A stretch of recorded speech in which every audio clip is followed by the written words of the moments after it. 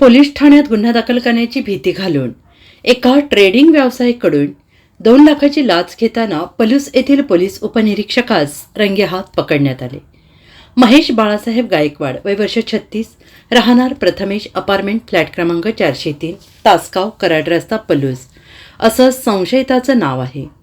आणि याबाबत पलूस पोलीस ठाण्यात गुन्हा दाखल करण्याचं काम रात्री उशिरापर्यंत सुरू होतं. आणि या घटनेची माहिती अशी की तक्रारदार हे हॉटेल व्यावसायिक असून त्यांचा फॉरेक्स ट्रेडिंगचा व्यवसाय आहे.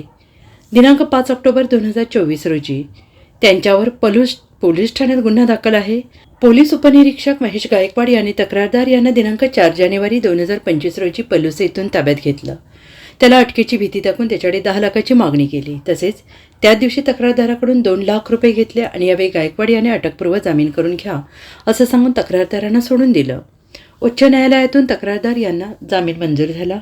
त्यानंतर तक्रारदार यांच्याशी संपर्क साधून त्यांच्याकडून उर्वरित 8 लाखाची मागणी केली.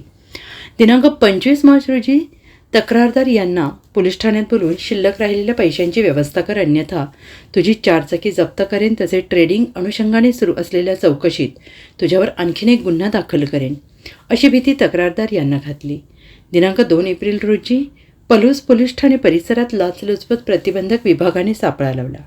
यावेळी गायकवाड याच्या केबिनची पडताळणी केली असता गायकवाड यांनी तडजोडी अंती 2 लाखाची तक्रारदार यांच्याकडे मागणी करून 2 लाख रुपये स्वीकारताना रंगेहात पकडले गेले. Bureau report, SBN Marathi, Palus.